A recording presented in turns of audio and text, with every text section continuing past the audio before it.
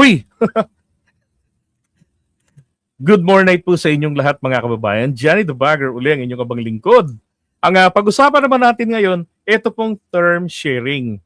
Alright, so bali pag-usapan natin rito yung sinabi ni Amy kontra sa sinabi ni Madriaga. No. Pero bago po ang lahat, gusto ko pong ipaalala lamang sa I don't know kung alam niyo po ito. Usap kami sa Pakinggan niyo tong maigi ha. And I hope you will notice something. September 28, nag-usap-usap kami sa bahay. Andyan si Bongbong, yung kamag-anak namin, si Mike Acevedo Lopez, kamag-anak namin ng mga Duterte. Di ko maintindihan, may lola yung nanay ko na lola rin ni PRRD. Okay? So lumilitaw po yung lola ni Imelda at saka lola ni Digong, 'di ba? Tingnan niyo ha. Magkamag-anak sila eh. September 28, nag-usap-usap kami sa bahay. Andyan si Bongbong, yung kamag-anak namin. Bahay po nila sa San Juan Metro Manila, San Juan City. Yung Ortega Mansion. Oh. Yung bahay kung saan po naninirahan yung unang kalib-in ni Apo Lakay. Oh. Tapos nung maasawa na nga si Imelda, na-kick out yun. At doon sila nanirahan. Yan ang property na unang-unang nabawi ng mga Marcos sa PCGG. Dahil po yan ay pag-aari na ni McCoy nung congressman pa lamang siya. At ang nakatira nga po dyan ngayon ay si Amy. So yun yung bahay na sinasabi niya, nag-usap-usap sila. Si Mike Acevedo Lopez, kamag-anak namin ng mga Mike Acevedo Lopez, ito po ay kaibigan ni Sara. Best friend niya yan, taga Cebu. Akla yan. Duterte. Di ko maintindihan, may lola yung nanay ko na lola May lola si Imelda, rin ni PRRD. na lola rin ni PRRD. So ang tanong, magkano-ano sila? 'Di ba? So lumilitaw malayong tiyuhin ni na PBBM etong si Digong sa mother side o maaaring sa father side. 'Di ba? Magkakamag-anak sila. Oh. So alam niyo na yung sagot kung bakit ganyan ang ugali ni Amy. Okay? So isiningit ko lang yan, napansin ko kasi ano sinabi niya eh. Ngayon, pag-usapan naman natin nga ngayon, ito pong term sharing. Okay? Pakinggan niyo to. And destabilization efforts. 29. Oh. Sometime in November 2021, PRD mentioned to me that Ferdinand Bongbong Marcos Jr. will run for the president. Okay, kausap niya si Digong. Okay? At gusto ko lang din paalala, hindi po sa lahat ng pagkakataon, kahit po ang chiching ni Digong, ay kasama niya palagi. Okay? Kasi napakinggan ko yung sinasabi ni Amy, kinukwento niya paano nabuo ang Uniteam. Pero ako naniniwala po ako na totoo po yung term sharing na binabanggit ni Madriaga. President, while Sara will serve as his running mate. PRD added that a few months ago, BBM and Senator Amy Marcos visited him to discuss a possible alliance to the 2022 national elections. During this meeting, BBM was able to convince PRD to have Sara as BBM's vice president. Okay. And then sabi pa niya, However, they also agreed that by 2025, BBM will voluntarily step down to give way for a Sara presidency. Sara as BBM. okay, so sabi niya rito, sometime daw in November 2021, nabanggit ni Duterte sa kanya na si BBM ay tatakbo pampanguluhan. Ang totoo, October pa lamang nag-file na si BBM ng kanyang COC. Pero bakit po sinasabi ni Duterte rito na tatakbo at magkakatandem sila ni Sara? Tama naman din yung sinabi ni Amy na nagkaroon ng ganong pag-uusap. Naalala ko lang din kasi si Amy ang nagsabi nito na silang dalawang magkapatid nagpunta kay PRRD at nililigawan nila ito para pumayag na magtandem si Sara at saka si BBM. Oh. Tapos there was a time na 2021 pa yan tinatanong ngayon si BBM kung tatakbo ba siya pagka-presidente or what. Hindi niya kinukumpirma anong posisyon. Ang sabi niya doon ay Basta ako, sigurado ako, tatakbo ko sa national election. Sabi niya. Hinihintay ko na lamang. We're waiting for the Duterte's decision. Sabi niya, kasi ako sigurado ako, tatakbo ako. Hindi niya binabanggit ang posisyon kasi meron pang mga ganyang isinusulong si Amy na tumakbo si Sara, magpresidente. Then si BBM ang magba-vice president. Yun kasi talaga ang gustong mangyari ni Amy. No. Diba? Baka nga gusto niya siya yung maging vice president eh. Ni Amy running mate. Maging running mate ni Sara noon. Diba? Ito yung mga panahon na nagwawala na noon tong mga sila Badongski at yung ibang mga DDS vloggers na mga influencers na hindi daw po pwede na magsama ang Marcos at ang Duterte sa iisang ticket. Si Sara dapat tumakbong presidente at si BBM ay pwede mag-busy lang. Ganon. Tapos sabi pa nga, banta pa nga ng iba. Kapag ikaw, kay Sara daw ay nag-busy sa kahit kanino lang. Naalala ko yan, sinabi yan, nung nandun kami sa, inaasahan kasi nila na, nung last day, October 8 yata yun, o 10, 2021, last day ng filing ng COC. Nasa PICC kami. Naasahan nila ng mga Sara All, ng mga grupo na yan, na magpa-file si Sara ng COC for president. And that time, si Sara, nandun naman siya sa Manila Hotel. Tapos, alam ko may sinamahan si Duterte dyan eh. Nag-file lang kanyang COC. Kasi itong I think that was Bongo. Bato de la Rosa. Yan. Tapos, si Sara sumulpot doon. Nakita siya at na-videohan ng dalawang babaeng Iskonian vloggers na hindi mga sikat na mga vloggers eh. Nakunan siya ng video. Tapos, tinanong nila kung tatakbo siyang presidente. Ang sagot niya lang noon, tingnan na lang natin. Okay, sa naalala niyo yon, naka-live pa ako noon. Yun yung time na na nangaway etong si Mark, yung Iskonian vlogger na nakakasama rin namin. Inaway niya etong si Senador Bitay, yung kandidato pagka senador na isinusulong yung death penalty sa Taga Laguna. Yan yung insidente na yon. So ngayon, ang binabanggit niya pa rito na sabi niya, totoo ito yung BBM and Amy na bumisita kasi galing rin po yan sa bunganga mismo ni Amy. Madaldal siya eh. Chiniga niya rin dati yan. Now, sabi, doon daw sa kanilang pagpupulong ni Duterte, ni Digong, tsaka nito ni BBM, yan, sabi niya, ay nakumbinsi raw ni PBBM si Duterte na payagan si Sara na mag-vice presidente. Yon, sabi niya rito. However, they also agreed that by 2025, BBM will voluntarily step down to give way for a Sara presidency. So papakinggan natin ito mamaya doon sa sinabi naman ni Amy. Vice President. However, they also agreed that by 2025, BBM will voluntarily step down to give way for a Sara presidency. After Sara took her oath as Vice President, PRRD had a discussion with me, with retired generals of the Armed Forces of the Philippines, where I was also present regarding all the possible scenarios for unseating BBM by 2025. In case he reneged on his promise, the general objective was to ensure that people... Anong sabi niya ron? In case na hindi siya tumupad, tama? So, BBM by 2025. So, by 2025, bababa si BBM.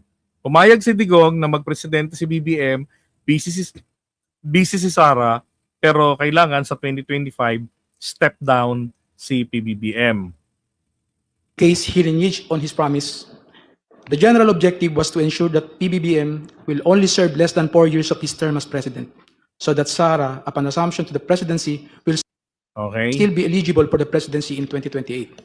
Kasi nakalagay sa constitution natin na kung sino yung kung sino yung tawag diyan, yung humalili, no, naging acting president. Oh. Ibig sabihin yung vice na naging presidente siya in acting capacity, or later on naging full president because of inability of the elected president to perform his duty. Ang sabi doon, kapag naka-4 na taon sa termino na minana, hindi na po eligible para tumakbo sa darating na halalan sa parehong posisyon. Sabi. So, ibig sabihin, ang pwede lang takbuhan uli doon ni Sara kapag naka-4 na taon siya ay vice-presidente lang uli. Hindi na siya pa pwedeng maging presidente. Dahil ang gusto ni Digong, kontrolado pa rin nila ang Malacanang. So, baba si PBBM ng 2025, si Sara ang magti-take over. Tapos, ala Gloria style, sa 2028, another 6 years. Gloria style nga, di ba? Pareho mga tuta ng China. Oh. Ganon ang plano daw. 31. I remember that one of the plans considered was to sabotage BBM's administration by using some of BBM's own men. Totoo naman, di ba? Ang daming Trojan horse sa administrasyon ni PBBM. Nung bagong upo pa lamang siya, makikita mo. Pati nga sa mga kasama naming vloggers, ang dami. Di ba? Ang daming mga Trojan horse. Oh, yun na nga lang mismo, isa diyan si Amy. Oh, plus etong tong kanyang barkada na dito, yung bakla na gumawa ng pelikula, yung director. Oh. 'Di ba? Tapos maraming vloggers din silang nakuha. Ito yung may mga allowances na nagsasabi na nasa tamang Marcos sila. Sabi sa amin, kami, nasa tamang Marcos kami, kayo sa bangag. Sabi ko, baka may tamang Marcos. Oh. Either recommended by PRD for appointment or allied with the Dutertes to reveal supposed corruption issues that will serve as a precursor for an impeachment for complaint. 32. Saka nyo yung maalala lang, di ba? Nung pagkatapos na mag-usap nung presidente na si BBM, 2023, di ba? Nung pumunta si BBM noong January 5 sa China, pagbalik niya rito, hindi naman tumino ang Chinese Coast Guard. With a water cannon, nililaser yung ating mga yung ating Coast Guard. So, ginawa ni PBBM, punta siya ng Amerika. At mas pinagtibay pa para ang relasyon ng dalawang bansa. At nagbigay daan sa mas maraming EDCA sites at malakas na presensya ng mga Amerikano sa West Philippine Sea. 'Di ba? Bagay na nawala sa panahon ni Duterte. Now, nangyari naman ngayon, ang pinuntahan ni Duterte, kung hindi kakamali, no, July yon, nagpunta siya ng China, then pagbalik niya rito, pinuntahan niya si BBM at hinihingi niya kay BBM na ipagpatuloy ni BBM, igalang yung mga kasunduang pinasok ng Pilipinas sa China. Ang problema, wala kang mahahagilap na pruweba, walang black and white pag nakipag-usap ka sa China. Maging yung pag-uusap ni PBBM with President Xi, wala itong black and white. Ganon sila. Pero naniningil sila ng katuparan sa kasunduan na walang black and white. Hanep, di ba? Oh.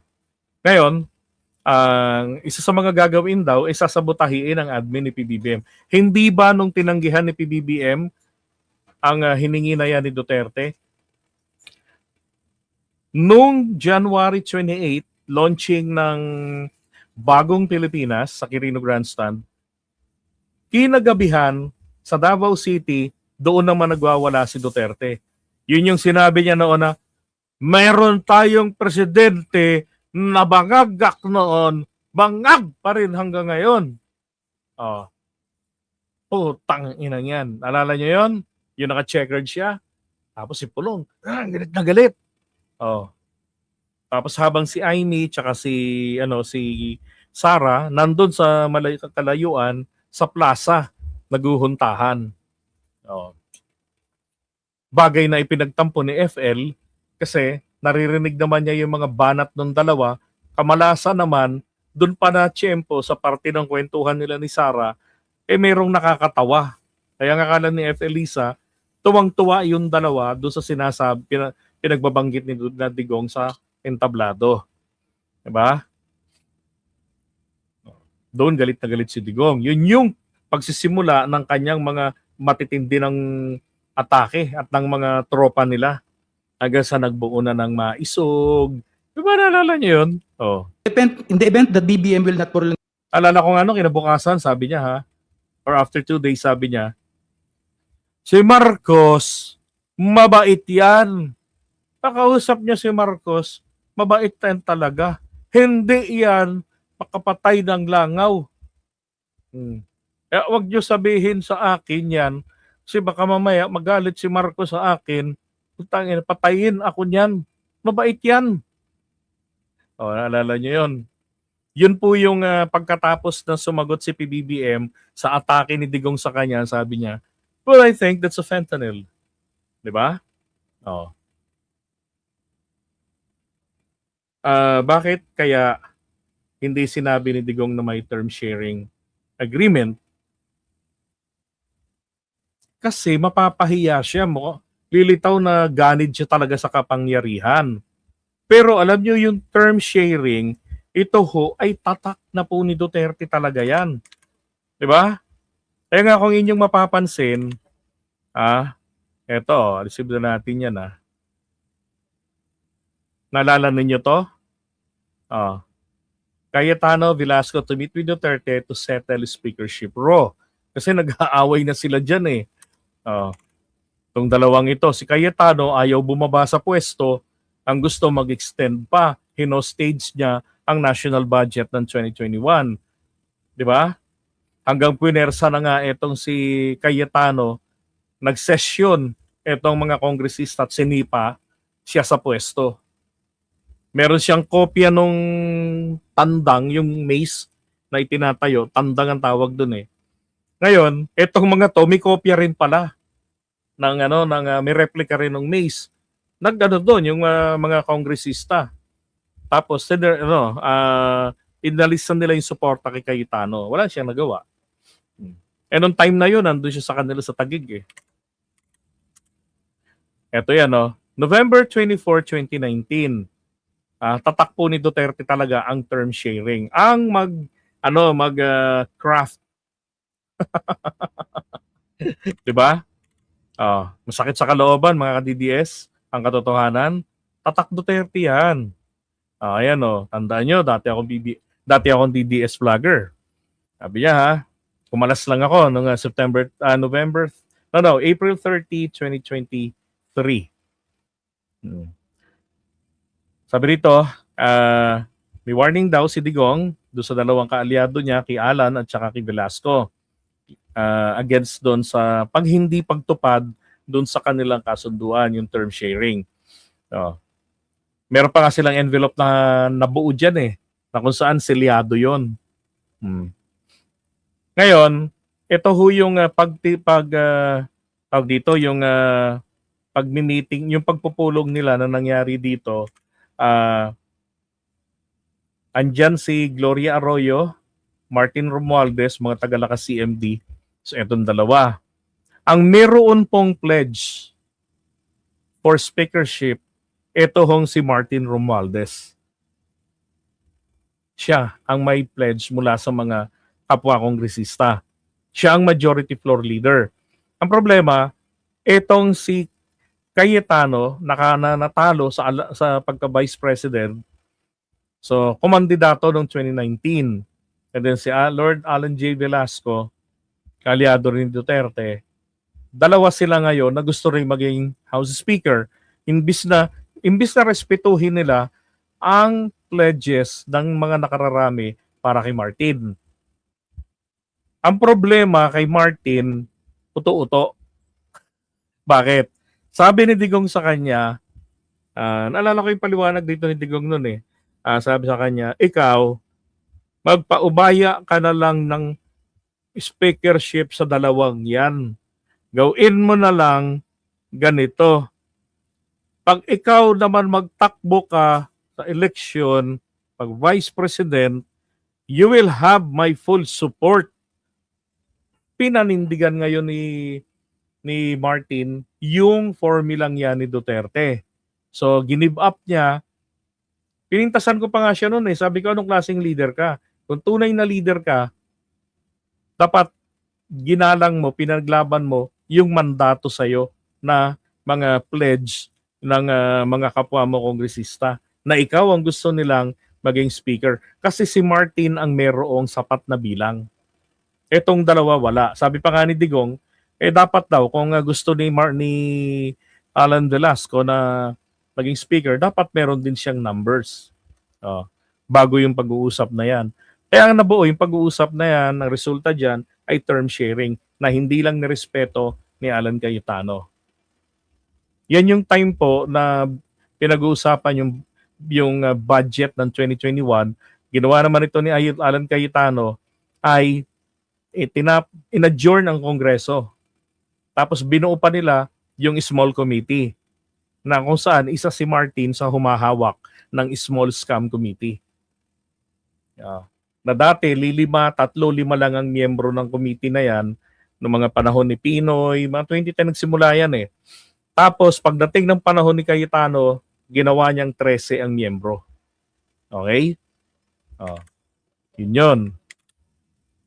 Kasi nasabi ko sa inyo, totoo yan.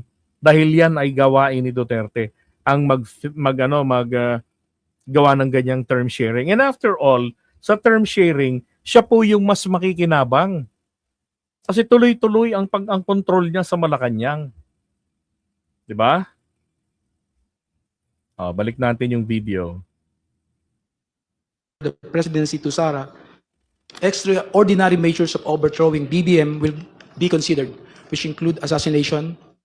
So ibig sabihin kapag hindi tumupad si PBBM sa kasunduan nila ni Duterte na sige, payag na ako mag-busy si Sara pero bababa ka 2025. Sabi sa kanya kay Madriaga, may kasunduan kaming ganon, pero pag hindi tumupad si Marcos, ito ang gagawin natin para mapabagsak. At yun ang binabanggit dito. Mass resignation of government officials. Nangyari yan sa panahon ni ERAP. Di ba? Nagkaroon ng mass resignation ng mga government officials. And that is one of the very reason bakit ini-insist nila na ang administration po dapat, ang mga cabinet officials, sabi nga ni Duterte nung manalo na si PBBM, sabi niya, kung gusto ni Marcos, ipamana ko na lang sa kanya tong mga tao ko. Yung mga cabinet secretaries niya. I-adapt na lang ni PBBM lahat yon. Bakit? Kasi pag kumumpas na si Duterte, mag-resign kayo mga putang ina nyo. Lahat yan magmamas resignation yan. Bakit? Kasi mga tuta niya yun, mga hawak niya sa ilong ng mga yon. Okay? Di ba nagko-corroborate? Civil disobedience, and even an armed assault of Malacanang Palace. It was also considered by PRD to arrange assassination or armed hits of several government officials in order to cause massive civil unrest. The resulting civil unrest will be used. Pag nagkaroon ng civil unrest, ang mapagbibintangan dito, gobyerno tsaka yung mga komunistang grupo. Di ba? Sa mga kaguluhan na yan, yun ang mga magbabakbakan. Sila yung makikinabang. As basis to organize a group of military officers to stage a coup. 33. One of my assignments was to recruit civil groups, schools, clubs, fraternities, criminal groups, and syndicates. Yari. So, ibinuking. Okay, eto naman ngayon ang denial ni Amy. Pag-file ni Bongbong, pinatawag siya ng PDP sa palasyo. Tingnan nyo ha, may mga kwento si Amy rito na nagtutugma sa sinabi ni Madriaga.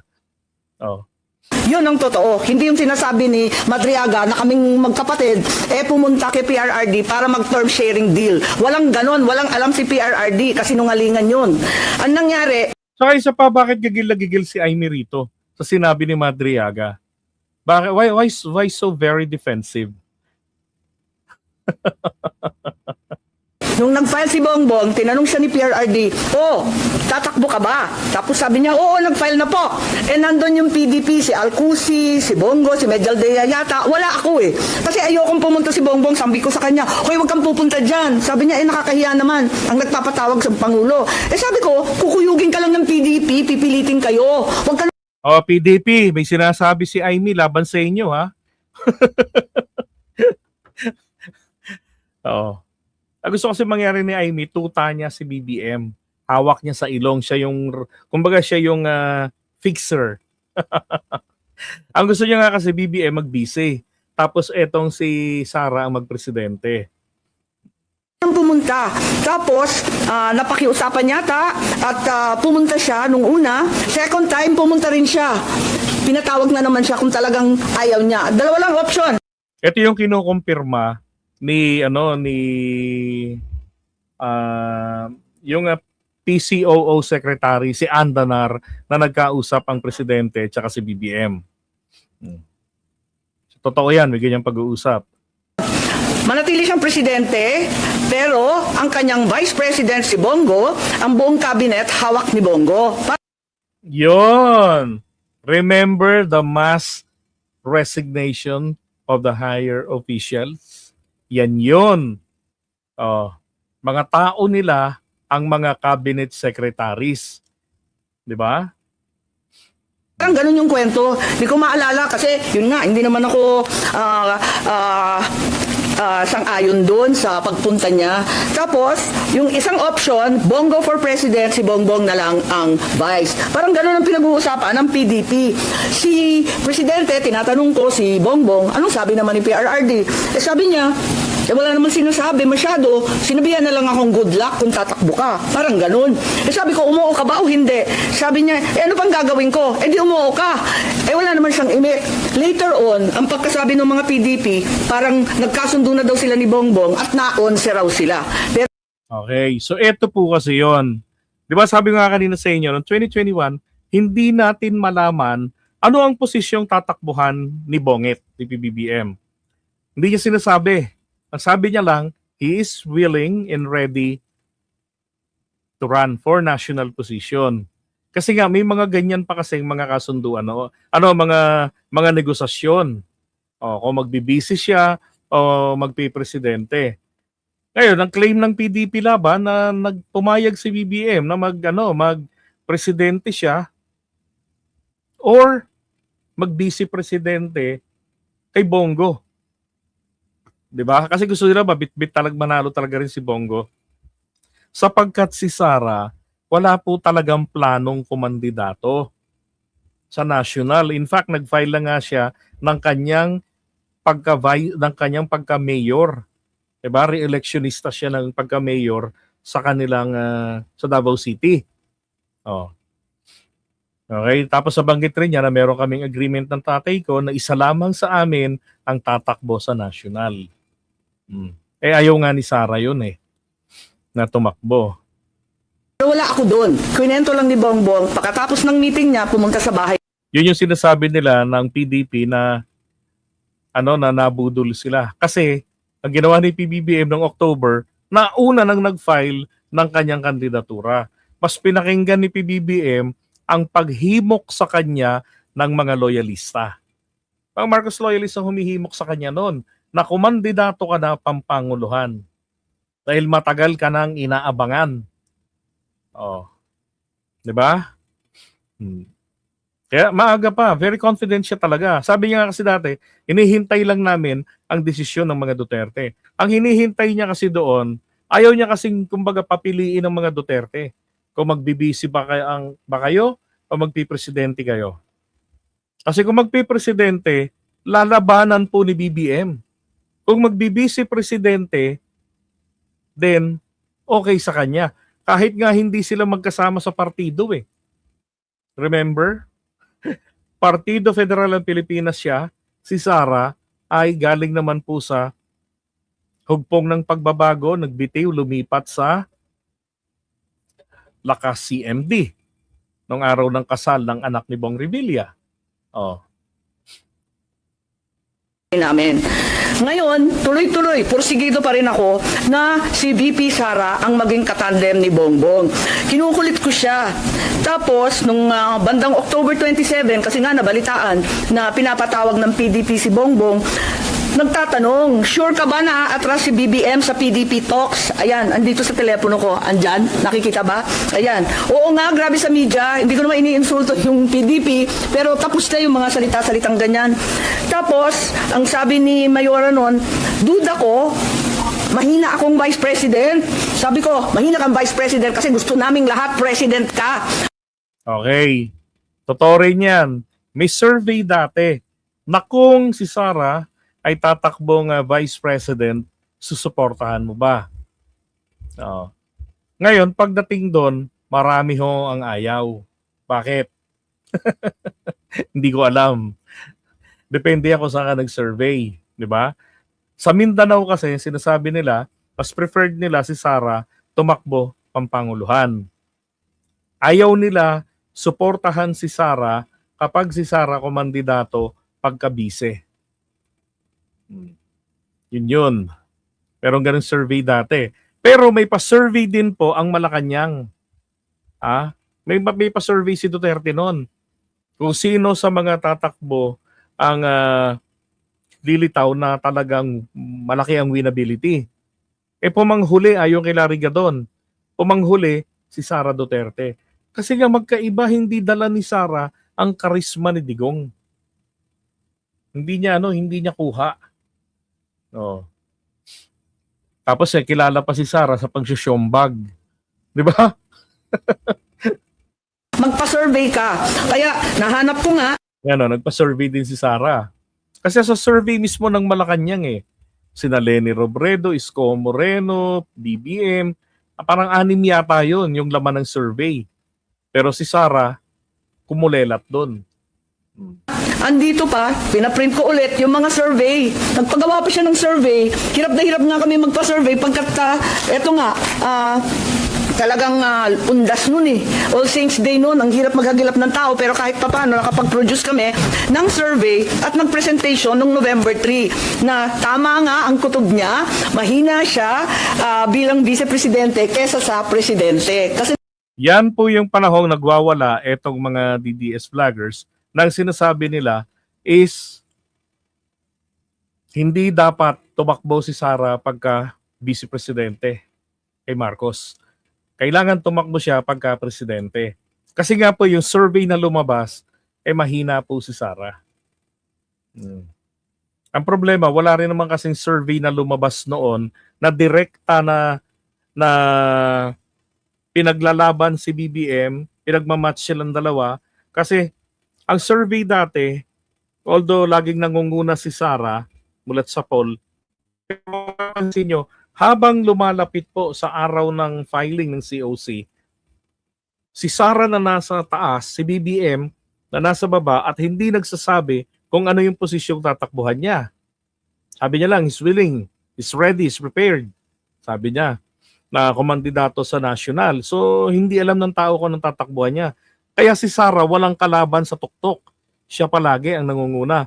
Nung si BBM ngayon, nararamdaman na talagang kakandidato, nag-abot sila. Mismo sa survey ng Publicos Asia, I was in Batangas, naalala niyo yung content ko ng background ko, yung mga puno ng saging, yun, 0.16 na lang ang inilamang ni Sara. Si Sara bumababa habang lumalapit yung araw ng filing ng COC. Si BBM naman tumataas.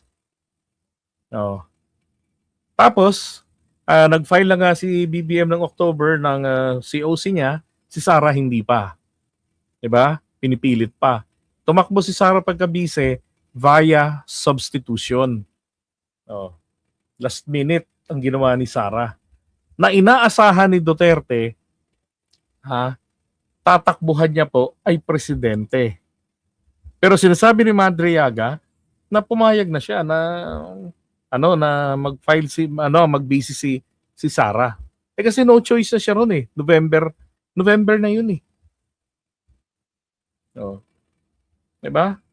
Ang kumbaga nakita na rin nila sa survey na si BBM ay nagdeklara na, nag-file na ng COC pagkapangulo, ang mga surveys pabor na pabor kay BBM na magpresidente. Ang pinagtatalunan na nga lang namin sa Kali survey, sino ang dapat maging vice-presidente ni BBM. At doon po, laging nananalo si Sara. Oo. Diba? Kaya nga yung term sharing na yun, no choice si Duterte. Kung hindi, pumunta dyan sa last resort na yan para may control sa Malacanang, magpresidente ka, BBM, then si Sara ang uupo. Pagdating ng 2025, you step down. Ganun. Na-disappoint yung mga Sara all. Alam naman natin yon. Pero sabi ko, malakas ka pa rin. Walang tatalo sa'yo. At yun, panay ang usap namin kung anong gagawin, kung anong dapat. At walang kinalaman to sa PDP at PRRD. May kanya-kanyang landas to eh. Talagang magulo nun eh. Makita ninyo, November 9, si Mayora nag-withdraw from the mayoralty race. Baste replaced her. So hindi ko alam yung mga November 21 ng Wala siyang alam doon.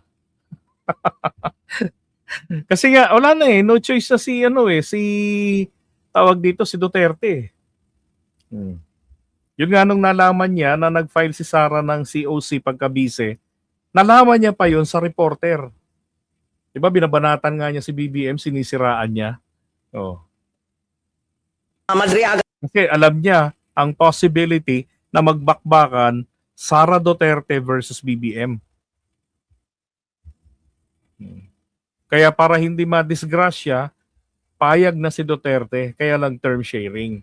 Payag sa kandidatura ni BBM kasi hindi niya na mahintay ni BBM yung mga Duterte sa magdesisyon. Mga Duterte, magulo. 'Di ba? Hindi mo malaman kung anong tactic daw 'yan, sabi ng mga nakakakilala sa kanila. So, kay BBM, very decisive siya, file na siya. Para ang choice na lang na maiwan sa mga Duterte, labanan siya sa pagkapampanguluhan, pakandidatuhin si Sara, o kaya naman, magbisi sa kanya. So, kumbaga yung alas, grinab na ni PBBM. Diba? Kasi kung sakaling si Sara nag-file ng COC for president, ang gagawin ni BBM talaga, tutuluyan si Sara ng labanan eh. Kaya ang choice na lang talaga sa kanila, lumaban o magbise. Na yan. Pagkatapos noon, makita ninyo ang ating vice-presidente nag-resign sa Hugpong. Ayun, November 10 din yan. Tapos, noong November 11, sa isang kasal ng anak ni Senator Revilla, si Inday Sara sumali sa Lakas CMD para meron na siyang national party. Naghahanda na siya. Diba? Ayun. Sinabi ko na yan kanina. Pagkatapos niyan, nag-happy birthday na naman siya sa GC, Happy birthday, Senator Amy. Many, many happy returns. Tapos, tinatanong ako sa telepono, ano naman ang birthday wish mo? Sabi ko, birthday wish ko, same as last year, Inday for President. So, hanggang sa dulo talaga, pinagpipilitan namin na siya talaga. Ayun. Tapos, November 12, ang liwanag naman ng statement ng aking kapatid, no to possible term sharing. Kaya tumigil ang mga nagchichismis ng kalokohan. Bakit magti-term sharing? Pinipilit nga namin na yung buong term, ang pagiging Pangulo, para kay Inday. Okay. Totoo naman yung sinasabi ni Amy. Walang term sharing. Kasi ang gusto niya, presidente si Sara. Tapos VP si BBM. Diba?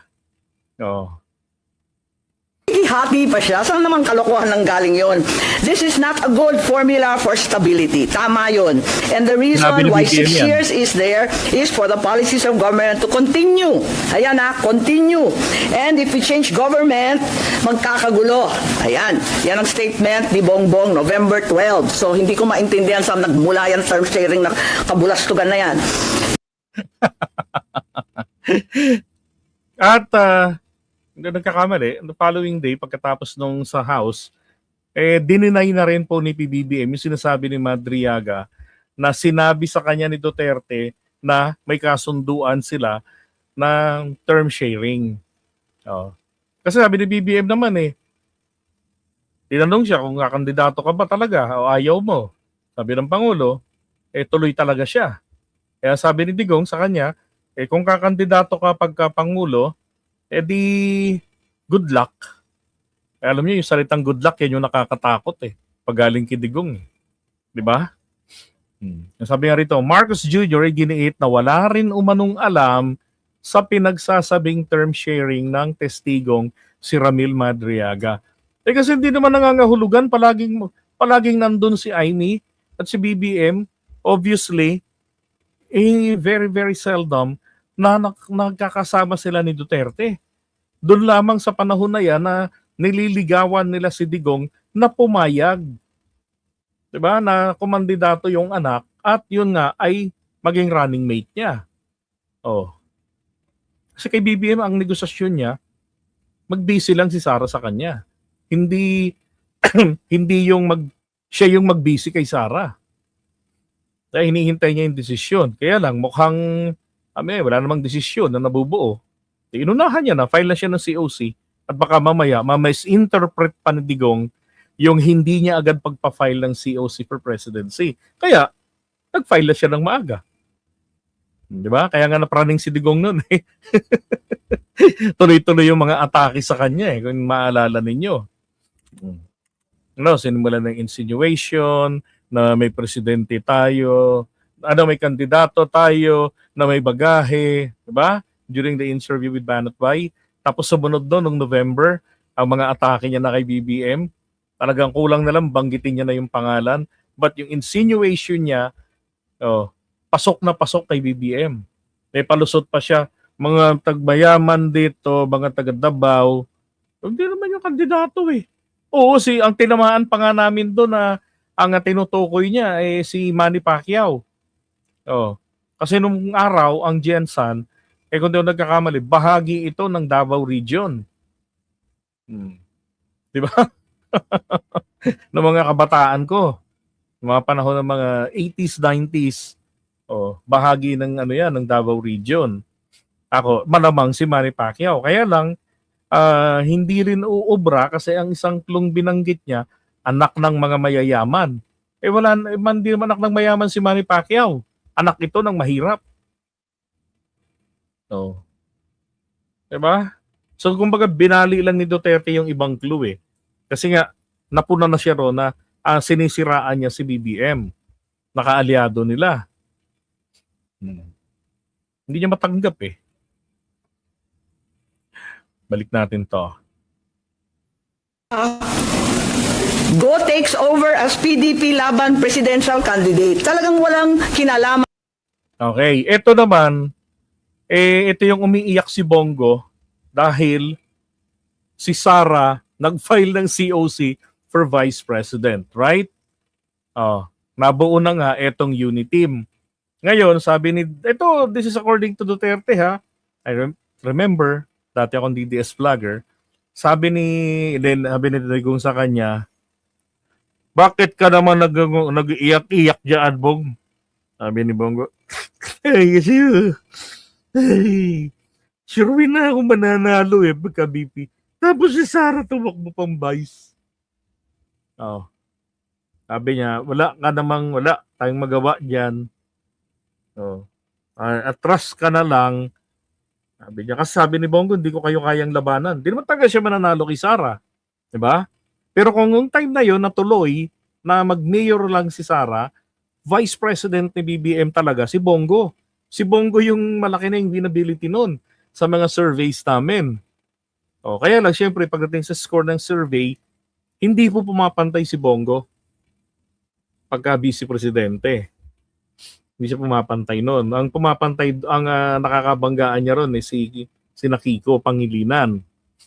Ibig sabihin, maraming may gusto kay BBM pero konti lang may gusto kay Bongo para maging katandem.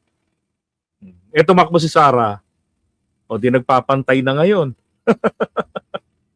Si Bongo nag-iiyak. Sabi ni Duterte, mag-iyak-iyak ka dyan. Pagtakbo ka, President. May COC diyan for President. Tumakbo ka. And that is the time na sinamahan niya ni Duterte. Tapos, nandun ako nun yun yung time na na lahat kami nandun sa may harapan ng COMELEC. vloggers, mga mainstream media, naka-organize yung mga pwesto namin. So yung mga camera nilang mga malalaki, nandyan, sa tripod. Kami nasa may harapan, yung mga tripod namin maigsi. Naabangan namin yung paglabas sila ni Duterte at ni Bongo. Kasi may nilagay silang tarpaulin nang nakalagay roon, Bongo Vice President. Tapos paglabas ni Bongo, ang ginawa niya, si Duterte hindi na lumabas dahil nadismaya nang malaman niya si Sara nga, nag-busy na lang. Ang ginawa nila, in-erase nila yung vice. So natira doon, President. Yun yun. Okay? Kaya sabi ni Duterte ron, nag-giveaway sa amin si Bongo. Kahit di naman mag-giveaway yun, lalampaso ni Sara yun Sa PDP, walang alam ang dating Pangulo. Ayan, November 14, very publicly, pikon na pikon si Presidente at hindi niya alam ang pangyayari. Kasalanan po namin yon. Sara did not consult him on her 2022 plans. Sasabihin ko ang rason, di ako makasuporta. Ayan, binabanatan na naman niya. Kita naman natin, November 14 na yan. Ewan ko kung saan yung kasunduan na pinagsasabi na kinumbinsi ni Bongbong o kinumbinsi si Bongbong. Pati yung sinungaling, nagkabulbul na. I'm sure yung pagtakbo, desisyon ni na Bongbong. Totoo naman, ang kulit-kulit kaya namin. Tapos, November 16, sabi ni Nograles, wala nang Duterte go. November 16 din, talagang nag-iisip na kami ng kampanya kasi pumila na So doon sa group chat, makikita ninyo, I like unity, power tandem yan. Sabi ko, unity. Tapos sabi, unli team. Okay, ilabas ko na to. Ang grabe, unli team. Ano kayo, mga ganid kayo sa kapangyarihan, mga animal? Unli team? Hello? Walang yatang umitim na to. Unity na tayo. At doon nagmula yung unity, November 16. Okay? So, hindi ko maintindihan yung November 21, Wala ka naman kasi talagang alam dun. Usapan yun ni Madriaga at ni Duterte. Alam mo naman si Duterte, sinungaling din yun. Iba yung sinabi sa inyo, iba yung mga naging pag-uusap rin ninyo sa kanya. Kampanya na by November 21. Nako. Pero, hindi pa rin napapawi ang galit ni PRRD November 18. Bumabanat pa rin kay Bongbong. Asan ang pagkakasundo dyan? Tapos, tuloy-tuloy na po. November 21, nasa Davao, nasa Mindanao. November 25, tuloy-tuloy na yung mga partido na sumapi. Nasan daw yung pagkakasundo doon? Tumigil naman si Duterte niyan Ang sabi na lang ni Digong dyan, hindi ako makapagsuporta. Diba? That was a time after PDP Laban adopted the candidacy of Sara Duterte. Kasi hindi rin sumanib sa kanila si Sara. Sumanib si Sara kay Martin. Diba? Sabi ni Digong, hindi ako makapagsuporta kasi andyan si Marcos. Bitter Unahan pa naman ni BBM ng file ng COC noong October 2021 pa lang. Alam naman niya, hindi kakayanin ni Sara na manalo laban kay BBM. Kasi kung totoo, makaya ni Sarang manalo laban kay BBM at babaliwalain niya yung survey. Si Duterte nakikinig sa survey yan. Yung pa-survey niya doon, nako, pakakandidatuhin niya si Sara ng presidente laban kay BBM. So, ang ganda sanang bakbakan yun. Nag-aalaman na sana. Di ba? Maganda nga ako nangyari yun. Kaya lang, ang gawa na lang ni Duterte noon, bumanat na lang kay BBM. Alam mo naman yan, kapag potensyal na magiging kalaban pa, iba potensyal pa lang na magiging kalaban nila sa politika, sisiraan na nila.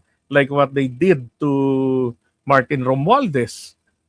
Dahil kasalanan naman ng mga loyalista yan, ang daldal. Martin is the next president. Ayun. Diba? Siniraan na agad ni Digong. Basang-basa na pangalan tuloy. Ganun si Duterte kapag kakalaban niya sa politika o potensyal na makakalaban ng interest nila, ako, sisirain ka. At finally, matagal to December 14, tsaka lang nag-withdraw at umatras si Bongo bilang presidente. Kaya gusto ko lang itweed itong mga kabuktutan na mga ito at sasabihin ko lang na pawang kasinungalingan ang pinagbibitaw ng mandriagang yan. Okay? So nagtutugma Nagpapakita lang. Buti nga binanggit ni Amy rito na may mga ganong pag-uusap. So pinakikita lang talaga rito, ganun po kaganid sa kapangyarihan si Duterte. Yun lang yun, walang iba. Di ba? Abogado ka. You know very well the constitutional provision na ang sinasabi ron, kapag ka naging presidente ka na, no, hindi ka na eligible to run for any re-election. Hindi po sinabi ron na re-election. Any. Ibig sabihin, kahit anong posisyon yan na ibinoboto ng tao. Oh, you can only be appointed but not re-elected to any position. Oh, kaya lang makapal lang to si Gloria. Anong problema sa Pilipinas? Wala kailangan magsalita ang Korte Suprema. Korte Suprema hindi naman nagsasalita hangga't walang nagpe-petition sa kanila, 'di ba? Kaya kahit na nagiging mali na yung application ng batas, gora lang. Later on, nagkagulo na ang mundo dahil doon, saka lang sila magsasalita. Again, pag may petition na. Ano yan? Ay, hindi po ako sinungaling. Kaya manalo si Marcos kaya nanalo si Marcos dahil kay Duterte. Hindi nga ganun ang nangyari. Ano ka ba? Di ba nakakaintindi? Kung totoong mananalo si Sara, bakit hindi pinatakbong presidente? Sige nga. At saka walang Duterte kung walang Marcos. Tandaan nyo yan. Si Duterte noong 2016, mula nung mag-file ng COC, nagsimula ang kandidatura. Ang kampanyahan noong 2016, laging kulelat si Duterte. Pang-anim palagi sa survey. Hanggang sa makalipas ang 2 punta niya at panliligaw sa Ilocos, sa pamilya Marcos, no, sa pagbroker ni Amy. At yun na nga, inendorso ng pamilya Marcos sa mga loyalista si Digong. Ang resulta, diba? Nung araw na malapit na ang halalan, mga 1 buwan, nag-step up na sa survey etong si Duterte. Hanggang sa dumating na yung punto, nanalo. Why don't you research that, guys? Diba? Nasaan kayo noong mga panahon na yan? Ako, DDS vlogger ako noon . Kayo, nasaan kayo noon? Sige nga. Sige nga. Diba? At saka ang DDS noon, hindi po yan yung totoong Duterte diehard supporter. Hindi ho. Yan po yung Duterte killers. Yan po yung grupo na yan. Binago lang po yung pangalan na yan nung panahon ni Digong dahil po nabanggit na nila Trillanes na ang grupong Duterte Death Squad. At alam ni Duterte na hindi magiging magandang kumapit sa pangalan niya yan. Kaya binago nila yung acronym na yan na ang bagong ibig sabihin is Duterte diehard supporter. But originally, it was Duterte Death Squad. Okay? So, nagets nyo na. Totoo yung term sharing dahil tatak ni Duterte yan. Ginawa niya na noon yan kina Alan Cayetano at kay Lord Alan J. Velasco. No. Diba?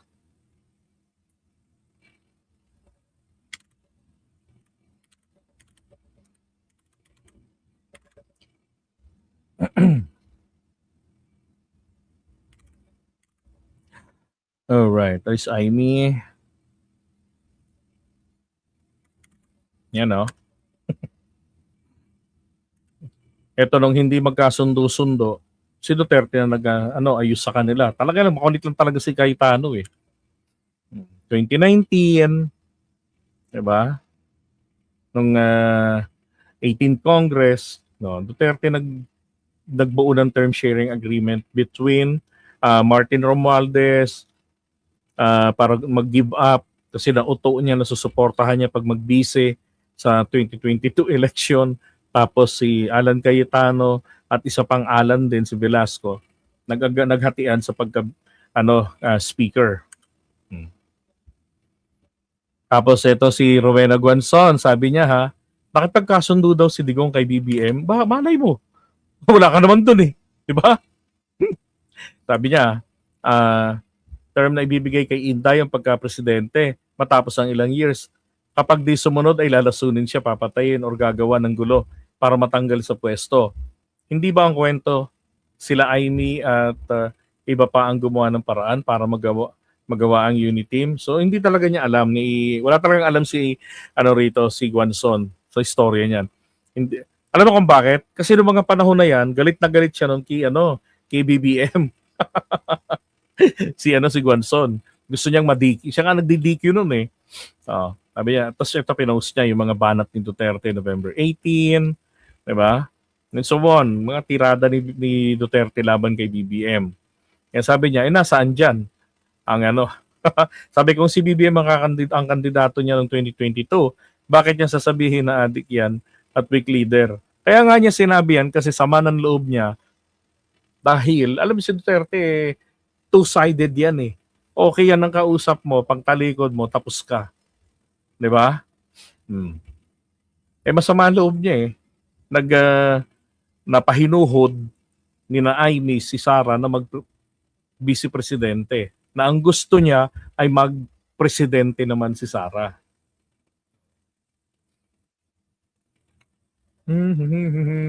Palaunan, tinigil na rin naman ni Digong yung pagtira dyan eh. Hindi na tumawid yung pagtira ni Duterte dyan. Nandyan ng December, wala na, hindi na naninira si Duterte. Kaya lang may pasundot-sundot. Hindi ako makasuporta. Andyan si Marcos. Ganon. Diba? Kaya lang din lang naman namin siya pinapansin nun eh. Kasi makakasira sa kandidatura ni BBM.